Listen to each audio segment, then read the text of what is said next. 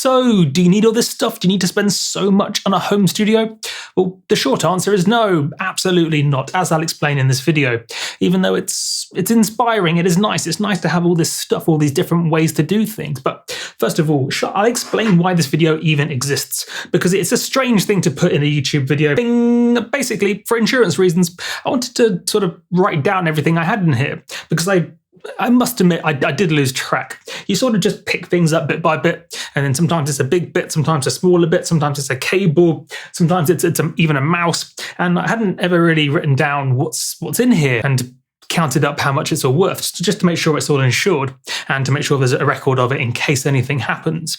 And as you can see here, got a bit out of hand. Hold on a minute, that's a different number to the title. It's because I actually use pounds to work all this out, but dollars is the more worldwide currency. So the title's in dollars, but the number you see here is in pounds. So I did a conservative title, but as you can probably imagine, it was very surprising. I mean, I was expecting maybe $12,000, maybe $15,000 at a push, but certainly not 20 or 22 or 23,000. And thought that could be an interesting video to explain, do you need all this stuff? Where does all that, how does all of this cost so much? It just doesn't seem to make any sense, but it does because I wrote it all down. I don't know if you can hear that. So this is one of the downsides of having a home studio. This is in my home, or the home I share with my partner. So this is a home studio, and they've decided to rebuild the house on the side over there. So that's, if you hear some drilling or in the background, it's bane of my existence right now. So what do you actually need? Well, all you really need is a computer. I mean, if you have a laptop, a power cable for the laptop too, and some software, that's all you really need. I mean, you do want some headphones. You will want at least, so yes, let's say you have a laptop. Let's say you have a laptop and a DAW, a digital audio workstation, some audio software such as Ableton here. You have the laptop, you have the software.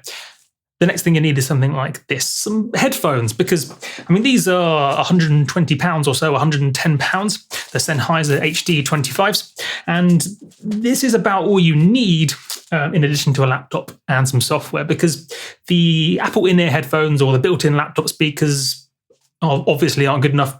But at the same time, you don't need to spend lots of money. You don't need £1,000 speakers like these Adam A7Xs, which I love, by the way, review coming. You don't need super expensive monitors, or say these guys, B-roll, or these guys here, the Sennheiser HD 650s, which are like £450 or £350 or something. You don't need expensive headphones, but you do need some headphones that are, let's say $150, or let's say optimistically $100 or so.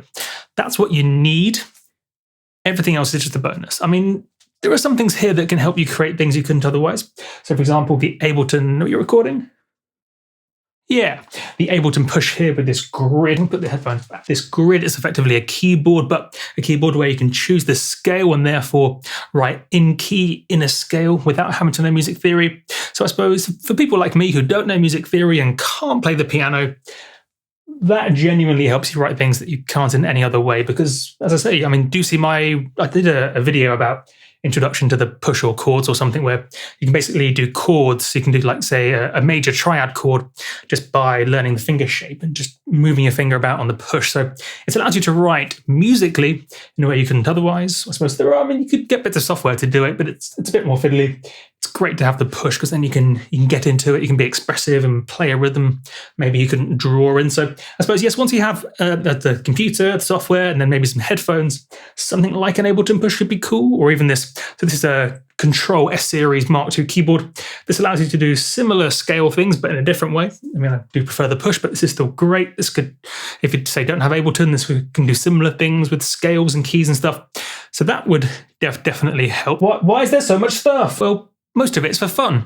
And that shouldn't be discounted as a bad reason, but I mean, having all this is just enjoyable. It's nice to use a different keyboard. I mean, it'll sound mad, but just using a different weighted, I mean, the keys feel different and they're weighted differently. And say using a cheap MIDI keyboard, or even sometimes simplifying. I don't know if you can see down here, there's a really short little Akai LPK25. Just using a little cheap keyboard can sometimes get you writing different things than if you had a big expensive keyboard. So, I mean, just the fact you're limited to 1 octave on that Akai LPK25, the fact you're limited to 1 octave gets you writing things that you wouldn't if you had a full-length keyboard, which is, again, sometimes better to use the small one, sometimes better to use the big one, because you have the big one down here, for example, I'd write different things than I would on a small one. So having all these different options genuinely gets you creating things you wouldn't otherwise, but at the same time, it's 100% not necessary, and you don't need to buy all of this at once. I mean, I've been doing this coming up to 9 years now. Oh yes, coming up to 9 years. And I've just pieced it together bit by bit.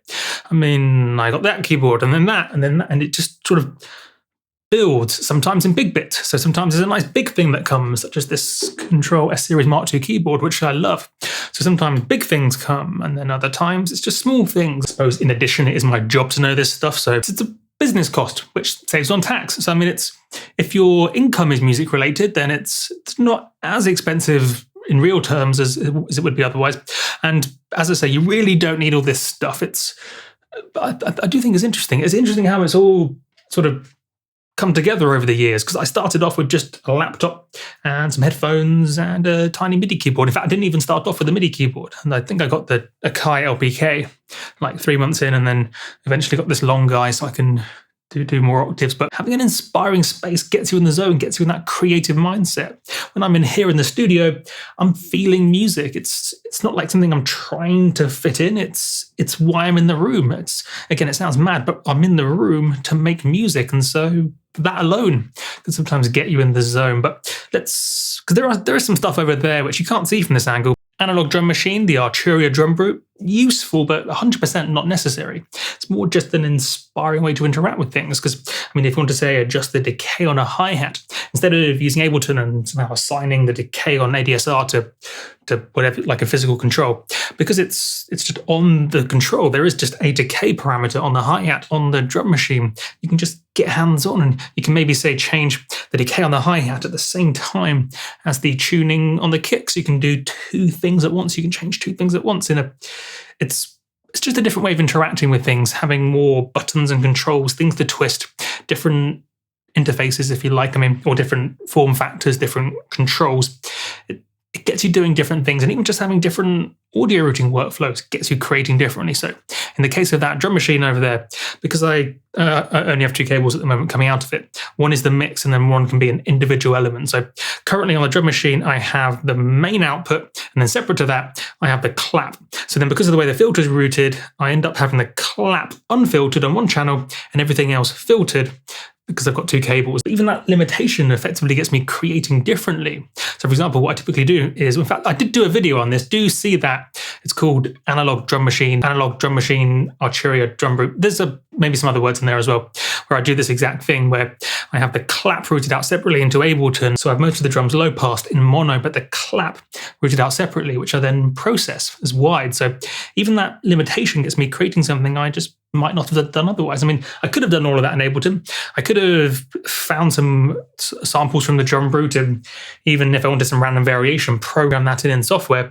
I could have done all of that, but I probably wouldn't have done. I would have ended up doing something different, because the things you have, the tools you have available, shape what you create. And that's why analog stuff, or say like analog drum machines and just analog gear in general, that's why analog tends to sound like analog. It's not because it's there's some nuance to it, but generally speaking, it's not because analog is inherently different to digital.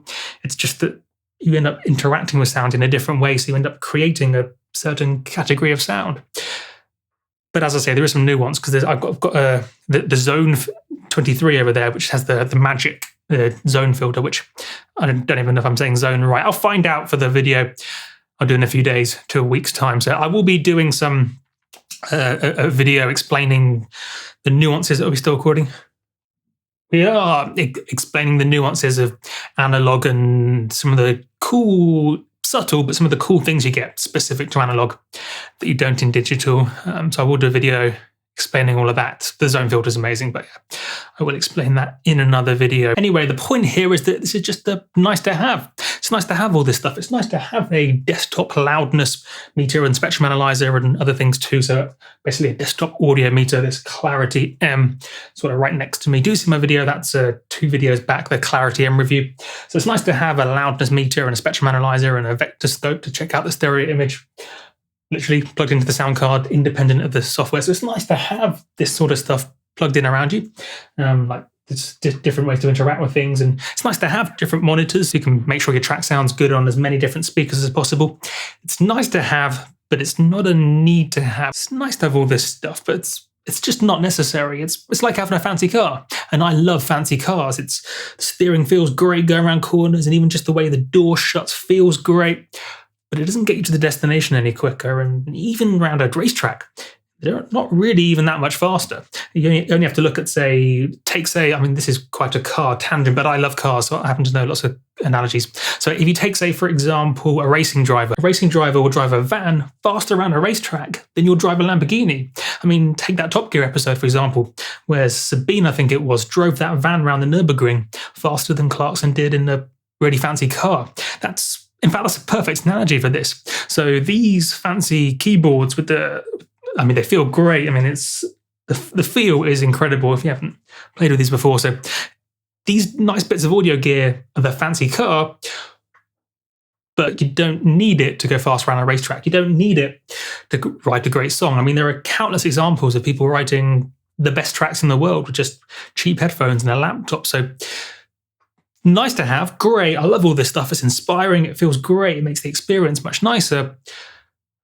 But I suppose it depends on what your end goals are. I suppose if your end goal is to write the best tracks in the world, or even just to express yourself musically, you probably don't need it all. But if a key component of you making music is enjoying the process, then that's when I would recommend all this stuff. Because, I mean, do buy stuff carefully. Don't buy stuff you'll never use. But having different interfaces, having nice feeling controls, nice feeling encoders, even just having a nice chair, all that sort of stuff makes you enjoy the process much more, which shouldn't be discounted. Whilst, yes, some people just purely want to write the best tracks in the world. For other people, it's the experience of creating the music. And if you're into enjoying the process, the more gear you have and the better your space, the better. Just like having a fancy car. If you want to drive around a corner or drive around a racetrack and enjoy the process, it's going to be much nicer in a nice car than a cheap car, even though if you're going for lap times, it's better to get good than it is to buy a better car. So, in fact, keeping on the car analogy, if you want to go faster around a racetrack, it's better to spend time practicing. This is a great analogy. So if you're driving around a racetrack and you want to improve your lap time, it's better to spend your time and money practicing driving and getting tuition and coaching and learning as much as possible about driving than it is to spend all that money on a faster car. Because if you buy a car that's 3 times the cost, you'll go slightly faster around a racetrack. But if you get better at driving, you'll go 10 times faster. You get the point. The same applies to music production, which just knowledge, insight. Something to think about. So yes, I haven't actually run through all my gear. Anyway, I've been meaning to update my kit.com account thing. There'll be a link in the description below to that, where on the kit.com thing in the link below, I'll write down the names of all the big bits of gear. I mean, I won't put all the USB cables and dongles and stuff on there, but all the big bits I'll put on that kit.com thing. A little explanation as to why I have it. And of course, Amazon link or whatever. So if you are curious as to buying any of this stuff, if you use that link, I get a small percentage back in return, or just you can learn why I have the gear. Or look at this on there. So there's like the starter kit I put on kit.com, and also like the dream gear, so really expensive bits and bobs.